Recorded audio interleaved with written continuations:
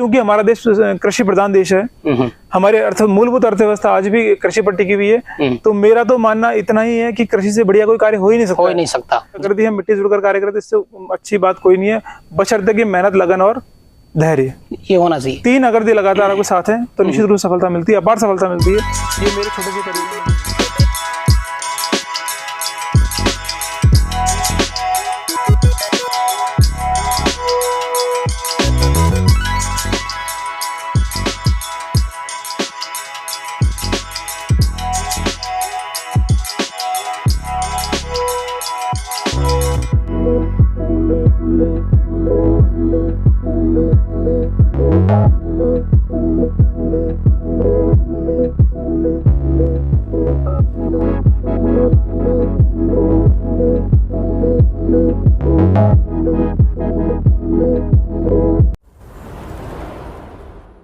किसान भाइयों नमस्कार।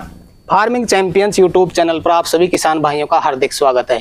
तो किसान भाइयों, आज मैं पहुंचा हूं राजस्थान के दौसा डिस्ट्रिक्ट में और आज आपको मिलवाने वाला हूं एक अनुभवी किसान भाई से, जिन्होंने करीब 1 एकड़ में पॉली हाउस लगा करके आज की जो हाईटेक खेती है, पॉली हाउस फार्मिंग है, वो शानदार तरीके से कर रखी है। किसान भाई ने इसी साल ये पॉली हाउस लगाया है, तो इनकी जो जर्नी रही है पॉली हाउस फार्मिंग की, उसके बारे में पूरी डिटेल लेंगे कि इनकी जर्नी कैसी रही, कैसे ये पॉली हाउस फार्मिंग में आए और अब पॉली हाउस फार्मिंग में आने के बाद में ये कैसा महसूस कर रहे हैं। पूरी जानकारी मिलेगी, वीडियो को कंप्लीट देखें। वीडियो पसंद आए तो लाइक शेयर करें और जो किसान भाई हमारे चैनल पर पहली बार आए हो चैनल को सब्सक्राइब करें। तो आइए किसान भाइयों, आज का वीडियो शुरू करते हैं। सर जी नमस्कार। राम राम। सर जी एक बार किसान भाइयों को अपना परिचय बता दें। मेरा नाम श्याम सुंदर शर्मा है। मैं मूलतः डिरवना गांव से हूं जी और मेरी शिक्षा दीक्षा शहरी क्षेत्र में हुई है। पिता BSNL में थे और दौसा ही उनका पोस्टिंग रहा है, तो मेरी मूल शिक्षा दौसा से हुई है। उसके पश्चात मैंने LLB जयपुर से किया है, फिर मैंने भारतीय जीवन निगम में नौकरी की है। 2010 से 2018 तक मैंने नौकरी की है। 18 के बाद मैंने नौकरी छोड़ी है। फिर मैंने अपने पैसों से 20 बीघा जमीनें खरीदी है जी, और उसके पश्चात मैंने यहाँ पर खेती कार्य शुरू किया है। तो श्याम जी, हृदय परिवर्तन कैसे हुआ? जीवन बीमा निगम से हट करके आपने मतलब हाईटेक खेती को कैसे चुना? इसकी प्रेरणा आपको कैसे मिली? देखिए, शुरू से एक मूल विचार था उत्तम खेती मध्यम नीच चाकरी को निदान। ये मेरे दिमाग में शुरू से एक बात बैठी हुई थी और कहीं ना कहीं क्योंकि मेरा जो परिवार है वो कृषक परिवार से जुड़ा हुआ था, कृषि से जुड़ा हुआ था। जी। हमारे दादाजी, हमारे पिताजी, इन्होंने भी शुरू में मतलब कि खेती से ही की है, तो कहीं ना कहीं मन था कि खेतों से जुड़कर ही हम जीवन को ज्यादा बेहतर जी सकते हैं, ज्यादा अच्छा जी सकते हैं, ज्यादा सम्मान से जी सकते हैं। तो इसीलिए जो है नौकरी करते करते भी मेरा एक विचार था कि क्यों ना खेती भी की जाए जी। फिर धीमे धीमे लोगों से मिला, देखा, सीखा, कई जगहों से कई सारे अनुभव मिले और इसके साथ ही जो हमारा दौसा कृषि विज्ञान केंद्र है उसका बड़ा सहयोग और अपूर्णीय योगदान रहा।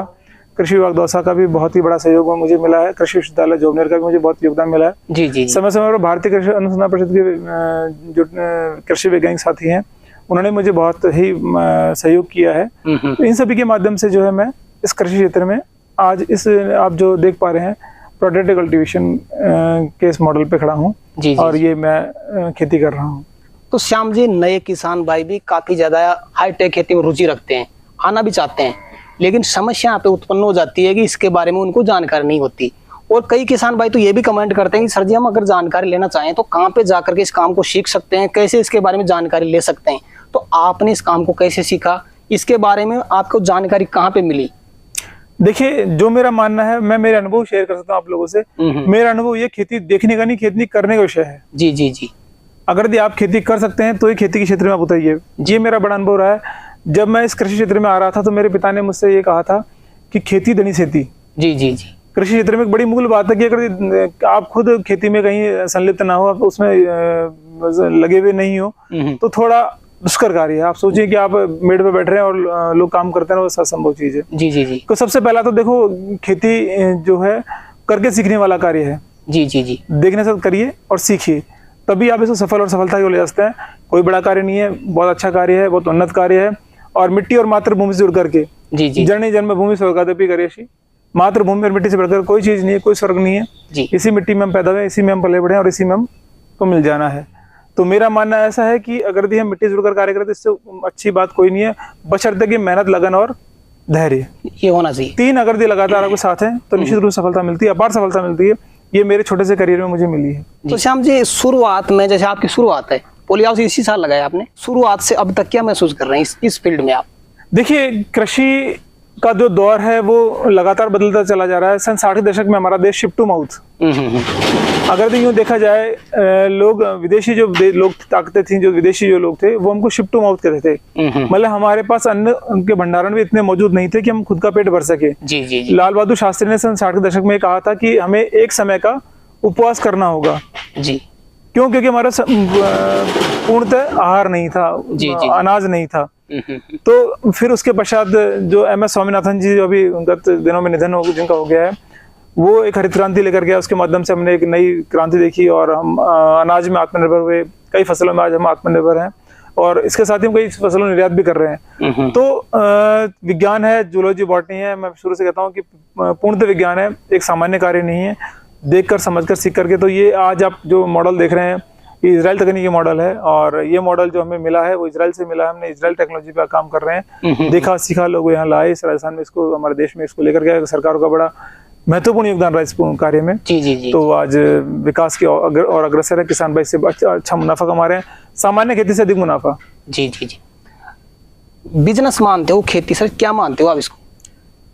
देखो, मैंने एक बात बोली ना, उत्तम खेती मध्यम बान, नीच चाकरी कुकुर निदान। खेती से सर्वोत्तम कार्य कोई भी कार्य नहीं है। और चूंकि हमारा देश कृषि प्रधान देश है, हमारे मूलभूत अर्थव्यवस्था आज भी कृषि पर टिकी हुई है, तो मेरा तो मानना इतना ही है कि कृषि से बढ़िया कोई कार्य हो ही नहीं सकता। जी। लेकिन बशर्ते कि इसे हम व्यावसायिक तौर पर हमें करें तो, और आधुनिक तरीके से करते हैं जैसे आपने कर रखी है। आधुनिक भी हो और व्यावसायिक भी हो, दोनों ही अगर आप लागू रखेंगे जी जी, तो शायद आप उत्पादन और मुनाफा है वो अच्छा ले पाएंगे आप। जी।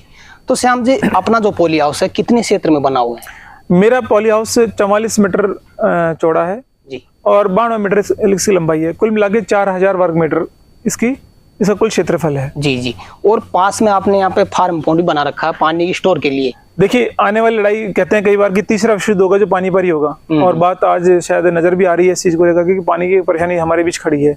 या तो पानी की उपलब्धता नहीं है, या उपलब्धता तो पानी की गुणवत्ता खत्म हो चुकी है। तो कहीं ना कहीं हमें संरक्षित पानी की ओर भी काम करना होगा। संरक्षित खेती के साथ हमें पानी का भी मैनेजमेंट करना होगा जी। तो इसी परिप्रेक्ष्य में मैंने अपने पॉली हाउस से जो भी मेरे खेतों में पानी जो बहकर निकलता है उसको बचाने के लिए मैंने लगभग 40 मीटर लंबा जी, 30 मीटर चौड़ा और भी 9 मीटर गहरा मेरा फार्म पॉन्ड है। प्लास्टिक मल्च लाइन इस पे लगी हुई है। मैंने इसका निर्माण किया है, जो कि मुझे एक अच्छा खासा वाटर स्टोरेज प्रदान कर रहा है जी। तो सर जी, ये जो पॉली हाउस आपने लगाया सब्सिडी बेस पे लगाया कि अपने पैसों से लगाया आप? राज्य सरकारों ने और केंद्र सरकार ने बहुत अच्छा किसानों के लिए आज के परिप्रेक्ष्य में बहुत अच्छा अनुदान, बहुत अच्छी योजनाएं आज लागू कर रखी हैं। बशर्ते कि आप उनसे लाभान्वित होने के लिए आपको उनके प्रति अवेयर होना पड़ेगा, जागरूक होना पड़ेगा, जागरूक रहकर कार्य करना पड़ेगा। तो ये मेरा कृषि विभाग राजस्थान सरकार की ओर से लगा हुआ है। इसमें कुल लागत शायद 38 लाख के आसपास कुछ है इसकी, और कृषक हिस्सा राशि 15,07,200 मेरी जमा है। बाकी जो राशि है वो राज्य सरकार ने इसकी वहन की है जी। और कच्चे फार्म पॉन्ड की जैसे अपन पानी स्टोरेज के लिए आपने बना रखा है, उस पे कितनी सब्सिडी मिली आपको? उसमें सब्सिडी जो राशि है लघु सीमांत कृषक को तो है 1,15,000 और लघु सीमांत कृषक को 1,30,000 और सीमांत जो अन्य किसान है उनको 1,15,000। जी जी जी। तो अपने को कितनी मिली सर उसमें? उसमें मुझे 1,30,000 प्लास्टिक लाइन वाला फार्म पॉन्ड है, जिसमें प्लास्टिक में लगा रखी है 500 माइक्रोन का। तो इसमें मुझे 1,30,000 रुपए का अनुदान राज्य सरकार से मिला है। कुल कॉस्ट कितनी लगी उसमें अपनी? लागत की बात करें, देखिए इसमें लागत का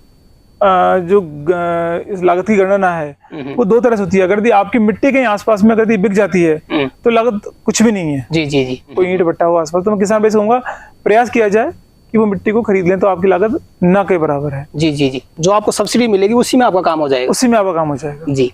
तो सर जी, अब तक के फील्ड में क्या क्या समस्याओं का सामना आपको करना पड़ा है जो आप किसान भाइयों तक शेयर करें? देखो, मैं एक बात मानता हूं कि समस्याओं को दरकिनार करके दूर रख करके हम बात करें तो शायद बेहतर होगा। ऐसा कोई जीवन नहीं है, ऐसा कोई समय और समाज नहीं है, ऐसा कोई देश नहीं है जो समस्याओं से ग्रसित ना हो। जी जी सर, जैसे कोई नया किसान भाई इस फील्ड में आना चाहे तो उनको एक गाइड जरूर करें आप, किन किन बातों का उनको ध्यान शुरू में ही रख लेना चाहिए? देखिए, मेरा मानना यह है कि पहला तो कोई नया किसान भाई अगर पढ़ा लिखा बाहरी क्षेत्र का आ रहा है तो उसके संदर्भ में अलग बात करूंगा और ग्रामीण परिवेश के बात अलग करूंगा। बाहरी को पढ़ा लिखा किसान आ रहा था, उससे पहले तो खेती सीखनी होगी, चाहे वो तो दोनों ही परिक्षेत्र में बात की होगी, कृषि को सीखना होगा। आपको कोई भी कार्य करने से सीखना बहुत जरूरी था। जिस प्रकार हमको वाहन चालक लाइसेंस लेने के लिए भी उसका ट्रेनिंग लेना पड़ता है, 1 महीने की गवर्नमेंट आपको मियाद देती है, उसमें सीखना होता है, उसके बाद ही आपको लाइसेंस। उसी प्रकार कृषि है, आप देखिए, सीखिए, समझिए, उसके पश्चात ही आप कार्य करिए।